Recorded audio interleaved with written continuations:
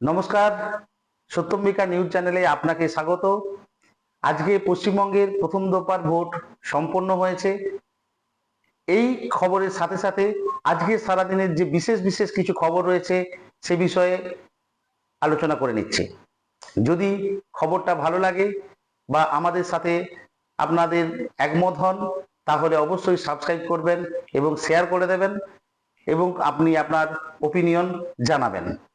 আজকের পশ্চিমবঙ্গ ও জাতীয় রাজনীতির একটা আলোড়ন করা সময়, যেখানে আজ পশ্চিমবঙ্গের বিধানসভা নির্বাচনের প্রথম দফার ভোট গ্রহণ শুরু হয়েছে 152টি আসনে।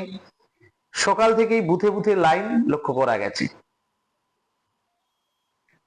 ভোটের অশান্তি সম্পর্কিত কিছু খবর এসে পৌঁছেছে সূত্র মারফত। মুর্শিদাবাদের বরঞ্জা এবং শিলিগুড়ি সহ বেশ কিছু এলাকায় তৃণমূল এবং বিজেপি সমর্থকদের মধ্যে সংঘর্ষের খবর পাওয়া গেছে। বরঞ্জার একটি বুথে ইভিএম কারচুপির অভিযোগ ওঠায় কিছু সময়ের জন্য হলেও ভোট গ্রহণ বন্ধ ছিল। অন্যদিকে তামিলনাড়ু নির্বাচনের ক্ষেত্রে 234টি আসনেই একযোগে ভোট গ্রহণ সম্পন্ন হয়েছে এবং সুস্থ স্বাভাবিকভাবে ভোট প্রক্রিয়া সম্পন্ন হয়েছে। কিছু খবর আন্তর্জাতিক দিক থেকে দেখতে গেলে আজকের যে সেরা খবরের মধ্যে পড়ে সেটা হলো হরমুজ প্রণালীতে উত্তেজনা। ইরান আবারও হরমুজ প্রণালীতে জাহাজ লক্ষ্য করে গুলি চালিয়েছে এবং 2টি জাহাজ আটক করেছে বলে সূত্র মারফত খবর।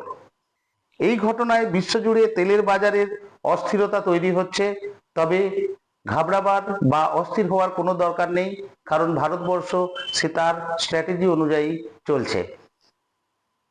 ডোনাল্ড ট্রাম্প ও ইরানের পরিস্থিতি নিয়ে যদি আলোচনা করি তাহলে মার্কিন প্রেসিডেন্ট ডোনাল্ড ট্রাম্প ইরানের ওপর কোনো একটি সময়সীমা নির্ধারণ করেনি, অর্থাৎ ডেডলাইন এখনো পর্যন্ত স্থির করেনি, তবে আলোচনার পথ খোলা রাখার ইঙ্গিত দিয়ে দিয়েছেন, এটা আমাদের সূত্র মারফত জানতে পারি। লুৎসানার সিদ্ধান্ত হিসাবে ইরান যুদ্ধের কারণে জ্বালানি সংকটের জেরে নামি দামি বিমান সংস্থাগুলি প্রায় 2000 ফ্লাইট বাতিল করার ঘোষণা করেছে। এটা আমাদের তথ্য থেকে পেয়েছে। আপনাদের এতদিন পর্যন্ত আন্তর্জাতিক খবর সম্পর্কিত বিস্তারিত আলোচনা করলাম। যদি ভালো লাগে অবশ্যই সাবস্ক্রাইব করবেন, লাইক করবেন এবং শেয়ার করে দেবেন। খেলাধুলা সম্পর্কিত বিষয় নিয়ে আলোচনা করতে গেলে আইপিএল 2026-এ অরেঞ্জ ক্যাপিটালের দৌড়ে এই মুহূর্তে সবার আগে রয়েছেন অভিষেক শর্মা। বেগুনি টুপি লড়াইয়ে উঠে এসেছে ঈশান কিষান, মাফ করবেন, ঈশান মালিঙ্গা। ল্যামিন ইয়ামাল চুরির কারণে বার্সেলোনার হয়ে এক মরশুমে শেষ হয়ে গেল স্প্যানিশ তারকা ল্যামিন ইয়ামালের, তবে আশা করা যাচ্ছে বিশ্বকাপের আগে তিনি সুস্থ হয়ে উঠবেন। নিট 2026 পরীক্ষার সিট আলটিমেট প্রকাশিত হলো।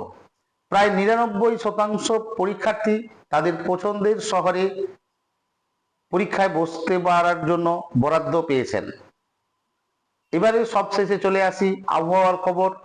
দক্ষিণ ভারতের কিছু রাজ্যে তাপপ্রবাহ চলছে।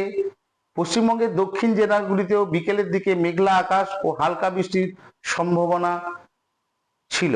এখন পর্যন্ত যে সমস্ত আজকের সব দিনের সেরা খবরগুলি ছিল সেগুলো আপনাদের সামনে বললাম।